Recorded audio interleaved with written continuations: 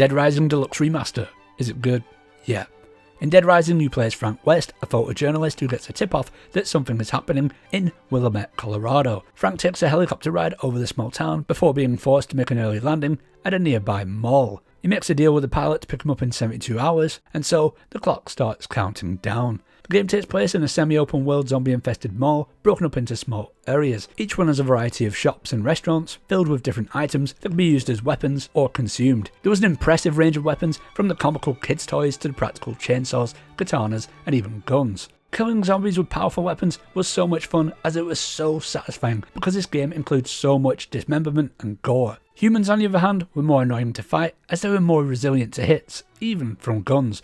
Most human enemies would take over 20 bullets to kill, which is very unrealistic. There was always an impressive amount of zombies on screen at any one time. With the right tools, you should be fine, but it's very easy to get overwhelmed and die if you go into a horde unprepared. The punishment for death is not bad, however, as you'll just go back to the start of the last area you went into. When you're not in a cutscene, the in-game time advances. Like I said earlier, you've got 72 hours until you get picked up. While this sounds like a lot, it's actually only a little over 7 hours of real time. There's two types of missions, the main cases and survivor rescues. Both have lots to do and have to be done within certain time frames. Failing to complete them can have dire consequences, so there's constant pressure to keep moving forward, though this did stop me from really taking my time and exploring every nook and cranny of the mall. Main cases are basically the main story. A lot of the missions were a little bit dull. There was a lot of go here, trigger cutscene and repeat. The story itself was fine, and it did keep me engaged, but I found the characters to be very cartoonish and not at all believable, especially the enemies. Survivor rescues do exactly what they say on the tin.